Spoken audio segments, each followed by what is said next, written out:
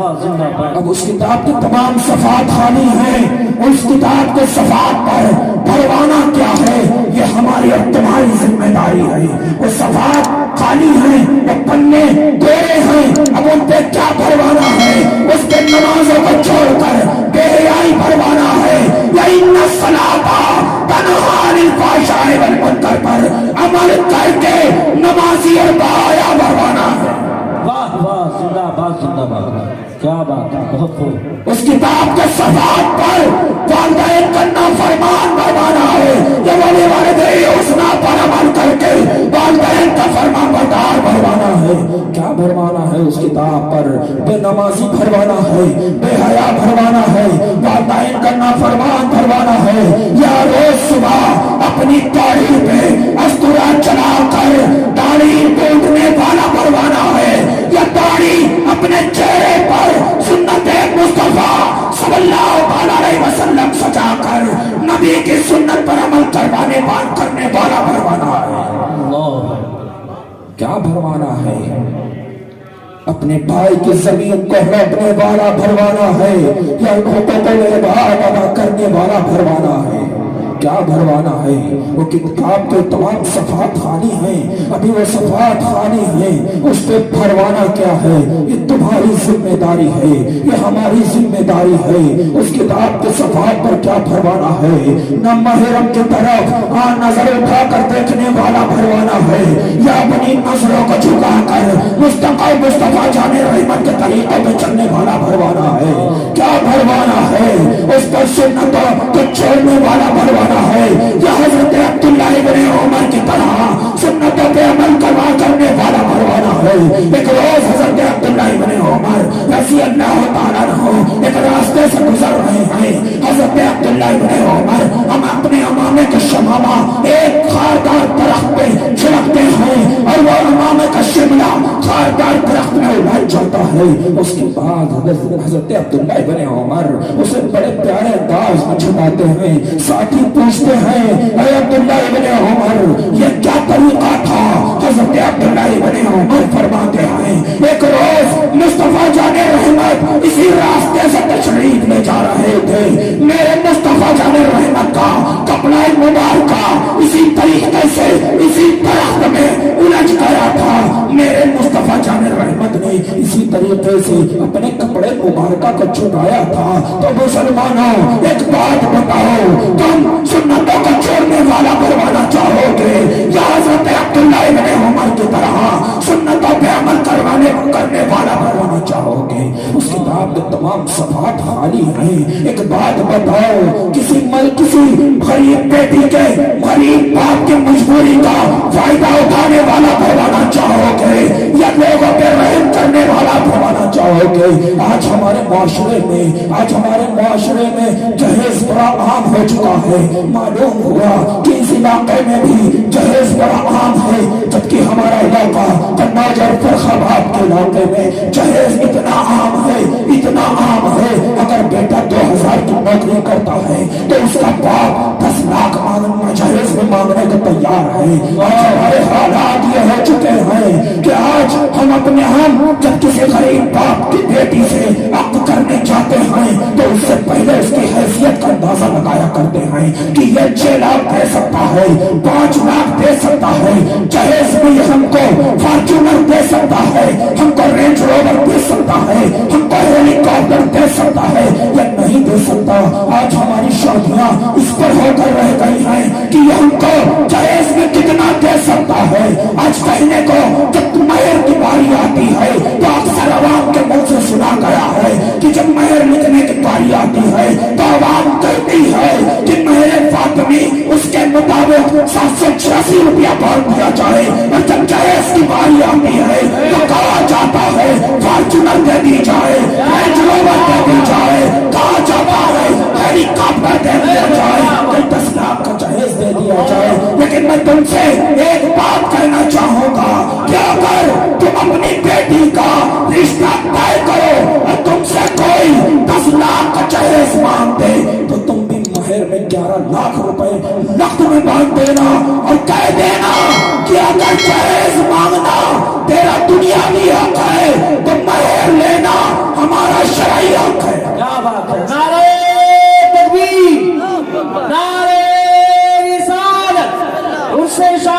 शमसुद्दीन मियां हुजूर अनस मियां साहब क़िबला, नारे तकबीर, नारे रिसालत, वाह वाह जिंदाबाद। अगर किसी गरीब बेटी के बाप से कोई 10 लाख रुपए महर जहेज मांगे तो तुम कह देना ठीक है, मैं तुझे अदा करूंगा। जब बारात आ जाए, निकाह की तैयारी हो जाए, तो महर में 11 लाख का महर बांधना और नक में बांधना औकात पता चल जाएगी। क्या बात है, वाह वाह वाह, जिंदाबाद जिंदाबाद। और कह देना उधार की कोई गुंजाइश क्या नहीं। बात है, वाह वाह वाह, बहुत हो। जिस दिन तुम ऐसा करने लगे, लोगों को उनकी औकातें मालूम हो जाएंगी, जहेज मांगने वालों को उनकी औकातें मालूम हो जाएंगी। तुम 11 लाख का महर बांध देना और 10 लाख कह देना ये ले तेरे जहेज के। क्या बात है, बहुत हो, जिंदाबाद जिंदाबाद। ठीक है ना?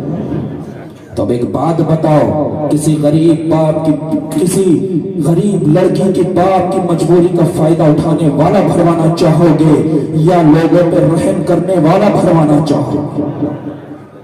क्या भरवाना चाहोगे? हमारे असलाफ का तरीका जानते हो, आज हम बड़े उससे जहेज मांग देते हैं। आज हमारे यहाँ मुसलमानों में एक बड़ा आम सा रवाज हो गया, अगर हमने 100 रुपए का सदका ज़कात किया, 100 रुपए किसी को दिए हैं, किसी गरीब को अगर कंबल दिया है, किसी को खाने को दिया है, तो सबसे पहले फोटो खींचता है, फेसबुक पे पड़ जाता है, इंस्टाग्राम पे पड़ जाता है। लेकिन हमारे असलाफ का तरीका यह है कि तुमके हजरत इमाम ज़ैनुल आबिदीन सैयद सज्जाद का जब विशाल हुआ और हुस्न देने वाला जब हुस्न देता है तो देखता है आपके पीठ पे बट्टे पड़े हुए हैं। लोग कहते हैं ये तने नाज़मी और इसमें ये बट्टे कैसे, तब मालूम पड़ता है हजरत सैयद सज्जाद वही शख्स थे जो गरीबों के दरवाजे पे अपनी पीठ में बोरियां लाद के रखाया करते थे और गरीबों को मालूम ना होता था कि हमारे दरवाजे पे अनाज कौन रख के गया है। हमारे असलाफ का तरीका यह है कि जब हमारे असलाफ दुनिया से रुखसत हो रहे हैं, उनके पीठ के डब्बों को देख के लोग मालूम कर रहे हैं कि ये वही शख्स था जो लोगों की, जो गरीबों की मदद करके जाया करता था। आज हम गरीबों की मदद तो करते हैं, लेकिन मदद के नाम पे दिखावा ज्यादा करते हैं, मदद के नाम पे रियाकारी ज्यादा करते हैं, मदद के नाम पे लोगों को शर्मिंदा ज्यादा करते हैं, मदद के नाम पे सेल्फी लेते हैं ताकि लोग हमको अच्छा कहने लगे, ताकि लोग हमको खैर ख्वाह समझने लगे, ताकि लोग हमको गरीब परवर मानने लगे, लोग हमको नेक समझने लगे। अरे नेक तो वो थे जो गरीबों के दरवाजों पे बोरियां रखाते थे और लोगों को पता भी नहीं। वाह वाह वाह, जिंदाबाद जिंदाबाद, नारे तकबीर, नारे रिसालत, उर्से शाह शमसुद्दीन मियां हुजूर अनस मियां साहब क़िबला, नारे तकबीर, नारे रिसालत, वाह वाह, जिंदाबाद जिंदाबाद। तो सेल्फी वाला सदका देना चाहोगे, सेल्फी वाला सदका इस किताब में भरवाना चाहोगे या इमाम ज़ैनुल आबिदीन की तरह गरीबों की मदद करके वो इस किताबों में दर्ज करवाना चाहोगे? कौन सा तरीका दर्ज करवाना चाहोगे? जानते हो हजरत सैयदना सिद्दीक़ अकबर रज़ियल्लाहु तआला अन्हु जो अपने दौर खिलाफत में एक रोज अपने एक रजिस्टर पे तहरीर कर रहे हैं, सामने से फारूक आज़म रज़ियल्लाहु तआला अन्हु तशरीफ लाते हैं। हजरत सैयद सिद्दीक़ अकबर देखते हैं, फौरन रजिस्टर बंद कर देते हैं, रख देते हैं। फारूक आज़म तशरीफ लाते हैं, रजिस्टर खोलते हैं, देखने लगते हैं, मालूम पड़ता है कि वो रजिस्टर बेवाओं का नाम लिखा हुआ है, लोग जिनकी कफालत किया करते हैं। हजरत फारूक आज़म देखते हैं रजिस्टर पर बेवाओं के नाम लिखे हुए हैं, उनके आगे उनके कफीलों के नाम लिखे हुए हैं, उनके आगे उनके एड्रेस लिखे हुए हैं। एक नाम देखते हैं जिसके आगे उसके कफील का नाम ना लिखा हुआ है। हजरत सिद्दीक़ अकबर उसके एड्रेस को देखते हैं और रजिस्टर बंद कर देते हैं। बंद करने के बाद आप एक पहर में उस घर पर जाते हैं, दरवाजा खटखटाते हैं, एक औरत, बाबूरी औरत बाहर निकलती है, पूछती है कौन? फारूक आज़म बताते हैं मैं फारूक हूँ। पूछती है किस लिए आए हो? आप फरमाते हैं तेरी कफालत के लिए आया हूँ। वो औरत कहती है मुझे कफील की जरूरत नहीं है। आप पूछते हैं तेरा कौन, तो तेरा कोई कफील है? वो कहती है हाँ मेरा कफील है। आप पूछते हैं तेरा कफील कौन है? वो नाबीना औरत कहती है कोई शख्स आता है, दरवाजा खटखटाता है, मैं दरवाजा खोलती हूँ, वो अंदर दाखिल होता है और मेरा काम करके चला जाता है। अब फारूक आज़म रज़ी अल्लाह तआला अन्हु सोचने लगे तो पता नहीं इसका कफील कौन है। बहरहाल आप एक पेड़ के पीछे छुप कर और उस शख्स का इंतजार करने लगते हैं कि देखे इसका कफील कौन है। एक शख्स चादर ओढ़ कर आता है, रात के पहर में एक शख्स चादर ओढ़ कर आता है, दरवाजा खटखटाता है और दरवाजा खुलता है, अंदर दाखिल होता है। कुछ वक्त के बाद बाहर आता है, जब जाने लगता है फारूक आज़म आवाज देते हैं, वो शख्स रुक जाता है। फारूक आज़म कहते हैं चेहरे से नकाब को हटा, वो शख्स चेहरे से नकाब को हटाता है। अब फारूक आज़म कहते हैं वो शख्स कोई और नहीं बल्कि खलीफे अव्वल सैयदना सिद्दीक़ अकबर है। फारूक आज़म पूछते हैं ऐ खलीफे अव्वल, ऐ सिद्दीक़ अकबर, आप हज़रत सिद्दीक़ अकबर? फरमाते हैं हाँ मैं। फारूक आज़म कहते हैं कि ऐ सिद्दीक़ मैं उसी वक्त समझ गया था कि उस औरत का कफील कोई और नहीं बल्कि सिद्दीक़ अकबर है। जब मैंने इस बूढ़ी औरत के नाम के आगे इसके कफील का नाम ना देखा था, मैं समझ गया था इसका कफील कोई और नहीं बल्कि सिद्दीक़ अकबर है। फिर फारूक आज़म की नजर पड़ती है, सिद्दीक़ अकबर के पैरों पे नजर पड़ती है। फारूक आज़म पूछ उठते हैं ऐ सिद्दीक़ अकबर आपकी खड़ाव कहाँ है, आपकी चप्पलें कहाँ हैं? सैयदना सिद्दीक़ अकबर फरमाते हैं अरे फारूक मैं जिस रास्ते से आता हूँ उस रास्ते में यहूदियों की बस्ती पड़ती है और मेरी खड़ाव की आवाज से कहीं उनकी नींद में खलल न पड़ जाए, इसलिए मैं चप्पलें उतार के आया करता। हमारे असलाफ का तरीका तो देखो, हमारे असलाफ कफालत कर रहे हैं लेकिन नाम न लिख रहे हैं। हमारे असलाफ यहूदियों की बस्तियों से गुजर रहे हैं लेकिन खड़ाओं की आवाज से उनके नींद में खलल न पड़ जाए, इसलिए नंगे पैर तशरीफ ला रहे हैं। अब उस किताब में सिद्दीक़ अकबर का तरीका भरवाना चाहोगे या सेल्फी वाला तरीका भरवाना चाहोगे? उस किताब में क्या भरवाना चाहोगे बताओ? तो उस किताब में जो कुछ भरवाना है ये हमारी जिम्मेदारी है। एक बात आज बड़ी आम हो गई है हमारे यहाँ, हर मुसलमान अक्सर मुसलमान ये कहता हुआ नजर आता है कि हमारी दुआएं नहीं कबूल हो रही। हमने पता नहीं ऐसी कौन सी गलती हो गई कि मेरी दुआ नहीं कबूल होती, ऐसी कौन सी गलती हो गई कि मुझ में परेशानियों में मुब्तला हो गया हूँ, ऐसी कौन सी गलती हो गई खुदा ताला मेरी दुआ को कबूल नहीं कर रहा। मैं सवाल पूछना चाहूंगा, एक बात बताओ तुमने वो कौन सी नेकी की थी कि तुम्हारी समाज से दुआ निकलती और मुस्तजाब दावत बन जाती? तुमने वो कौन सी नमाज पढ़ी थी कि तुम्हारी नमाज के बाद तुम दुआ करते फौरन अर्श इलाही से टकरा जाती? बताओ तुमने वो कौन सा सदका किया था जिसके बाद खुदा ताला तुम्हारी दुआ को फौरन कबूल कर लेता? बताओ वो तुमने कौन सा सच्चा रोजा रखा था जिसके बाद खुदा ताला तुम्हारी दुआ को फौरन कबूल कर लेता? बताओ वो तुमने कौन सी सही ज़कात अदा की थी जिसके अदा करने के बाद खुदा ताला फौरन तुम्हारी परेशानी को दूर कर देता? बताओ कौन सी नेकी की थी जिस नेकी के बाद तुम्हारी दुआ फौरन कबूल हो जाती? अरे तुम मस्जिद में गए थे, इमाम साहब नमाज पढ़ा रहे थे, तुम दिन में इमाम साहब के लिए तस्बीह बैठे थे, मस्जिद में इमाम साहब नमाज पढ़ा रहे थे, इमाम साहब ने क़िरात थोड़ी लंबी कर दी, तुम दिल में सोचने लगे अरे आज तो इमाम साहब रुकू करने का नाम नहीं ले रहे, इमाम साहब ने दुआ थोड़ी लंबी कर दी, तुम सोचने लगे पता नहीं कब पीछा छूटेगा।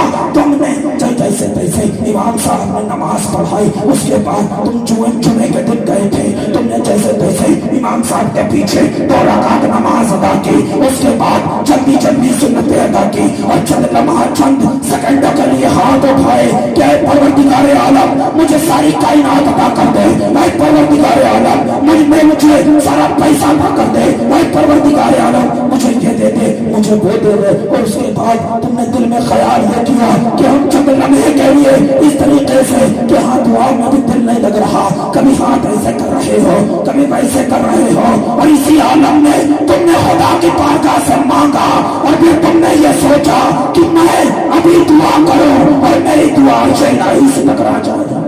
نعرے تکبیر، نعرے رسالت، بلند آواز سے نعرے کا جواب دے، نعرے رسالت، مسلک اعلیٰ حضرت شہزادے حضور بادشاہ ملت حضور انس میاں صاحب قبلہ فیضان فاتح ملگرام عرس شاہ شمس الدین میاں، نعرے تکبیر، نعرے رسالت، واہ واہ زندہ باد۔ بتاؤ تم نے ایسا کون سا کام کیا تھا کہ تمہاری دعا ادھر تمہاری زبان سے نکلتی عرش الہی سے ٹکرا جاتی، تمہاری دعا تمہاری زبان سے نکلتی اور خدا تعالیٰ فوراً قبول کر لیتا؟ کیا تم نے اپنے کھانے کو دیکھا تھا؟ کیا تم نے اپنے رہنے سہنے کو دیکھا تھا؟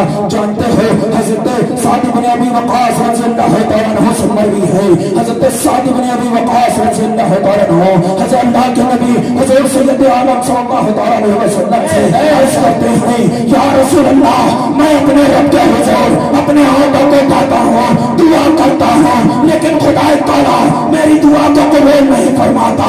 اللہ کے نبی ارشاد فرماتے ہیں اے سعد بن ابی وقاص حرام کھانے سے اجتناب کرو۔ اللہ کے نبی آگے ارشاد فرماتے ہیں اے سعد بن ابی وقاص جس کے پیٹ میں حرام کا ایک لقمہ ہوتا ہے اللہ تعالیٰ 40 روز تک اس کی دعائیں قبول نہیں فرماتا۔ اللہ اکبر، اللہ اکبر۔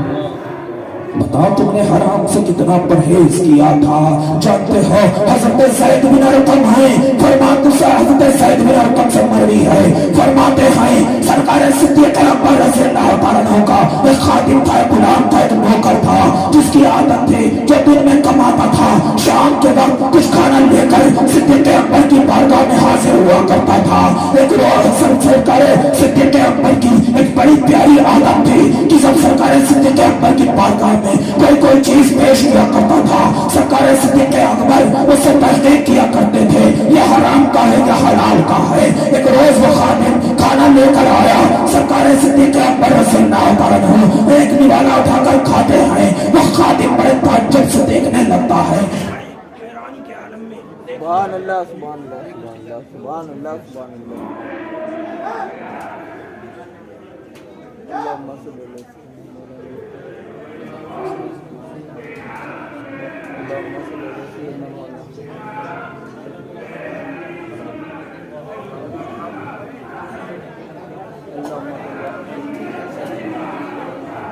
اللہم صلی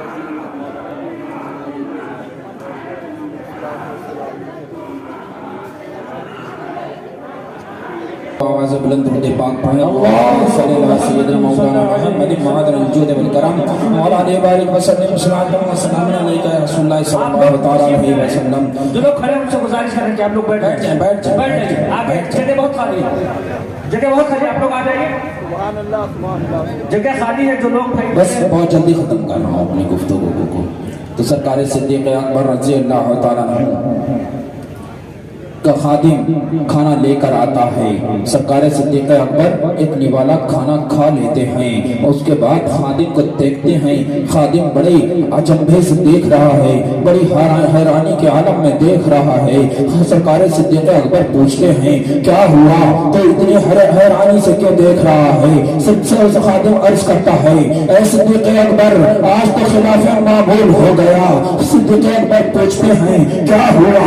کہنے لگا اے صدیق اکبر آج آپ نے یہ نہ پوچھا کہ میں یہ کھانا کہاں سے لے کر آیا ہوں۔ سرکار صدیق اکبر فرماتے ہیں مجھے تیز بھوک لگی تھی اس لیے میں نے ایک نوالا کھا لیا، جلدی بتا کہاں سے لے کر آیا ہے؟ کہنے لگا اے صدیق اکبر زمانے جاہلیت میں رقیہ کیا کرتا تھا، یعنی کہ جھاڑ پھونک کیا کرتا تھا۔ اس زمانے میں کچھ لوگوں نے مجھے انعام دینے کا وعدہ کیا تھا۔ اے صدیق اکبر آج میں ان کے گھر کی طرف سے گزرا، میں نے دیکھا ان کے گھر پہ دعوت ہو رہی ہے، میں نے ان کو ان کا وعدہ یاد دلایا، انہوں نے مجھے ایک انعام کے طور پہ یہ